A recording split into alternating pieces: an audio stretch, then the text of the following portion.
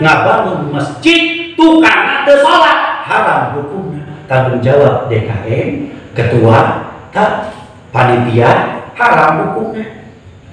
Tukangna teu salat, tanggung jawab DKM haram hukumnya. Tanggung jawab ketuana, tanggung jawab panitiana. Sababna masjid tujuanna jeung ibadah. Oh, lamun jalma bari ieu mah mabok rek marhaban minum heula eta. Aya bejana minum marhaban pat mabok heula. Minum inek naon intisari. Astagfirullahaladzim. Atuh anya ieu ngadukeun ka kajian Nabi di barang anjeun mabok mah.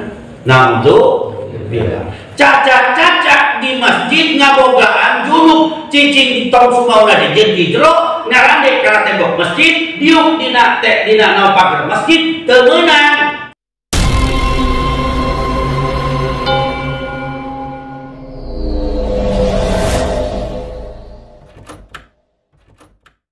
Ngabangun masjid tukang teu salat haram hukumna. Tanggung jawab DKM, ketua, panitia haram hukumnya.